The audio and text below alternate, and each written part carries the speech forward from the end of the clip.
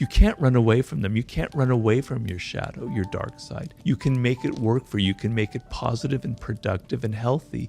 You can become a healthy narcissist. You can use your dark side for positive purposes.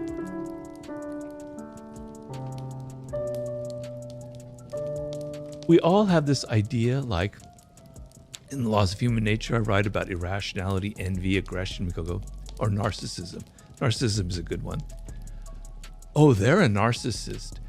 I'm not a narcissist. I'm not self-absorbed, but they are. Yeah. I don't have any of those traits. Well, damn it.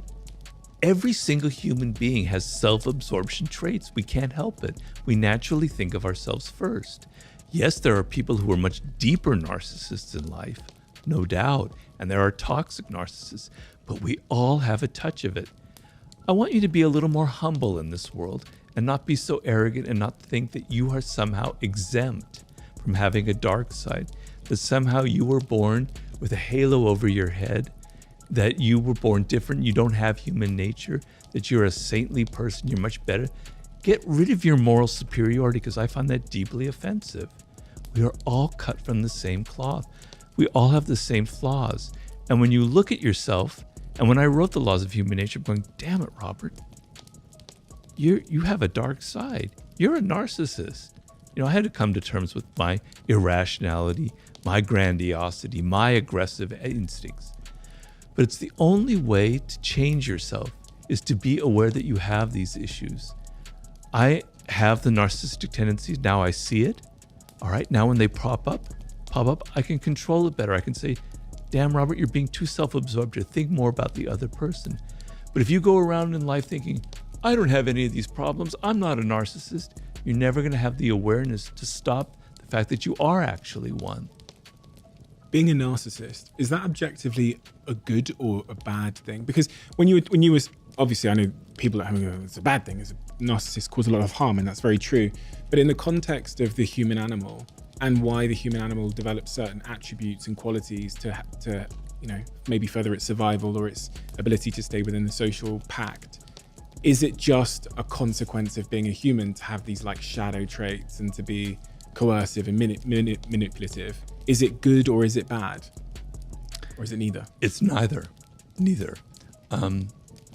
Because it just is, right? So with narcissism, for instance, there's a reason why we're narcissists. So I explain in the book, it's not my own theory, it comes from some great psychologists like Kohut, the origins of narcissism, right? So when your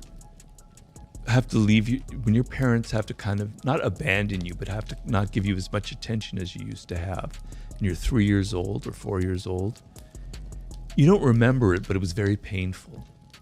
Like, oh, they don't love me as much. What's wrong with me, right? I have to get that love and attention, not just naturally, I have to do things to earn it, etc., etc. And what happens with a lot of people in that situation when you're a child is, I have to be my own mother or father.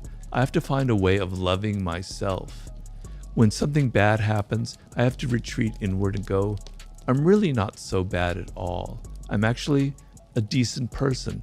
I like my own tastes. I like the clothes that I wear, etc., etc. You're developing the shreds of self-esteem, right? And people who never develop that because they were abused or they were abandoned or even if they were suffocated, never develop that self-esteem. And so what happens in life is if you don't develop that and you get older and people attack you and yell at you or criticize you, you can't retreat inward to that self-esteem, that love you have. The only thing you know is to get angry, they call it narcissistic rage, and to yell at people and say, God, get away from me, you're evil, etc., etc., etc., right? And then the other problems evolve where the only way I don't have that inner self-esteem, the only way I can get people to love me is by being incredibly dramatic and overly dramatic, etc., etc., etc., and always making myself the center of attention. That's what creates a deep narcissist. That's their only way of getting the love that they need. So children, we all need that degree of self-esteem, that anchor in our life. So narcissism, self-love, is not a bad thing. But what happens is as you get older, if you go too deep into it, it becomes a problem. And so what I say is you need to take that self-love and that has a good function and turn it outward as much you can and turn into empathy and love and consideration for other people. That's your task as you get older in life. That's how I approach all of these flaws. You can't run away from them. You can't run away from your shadow, your dark side. You can make it work for you. You can make it positive and productive and healthy. You can become a healthy narcissist, which is a name that I use in the book.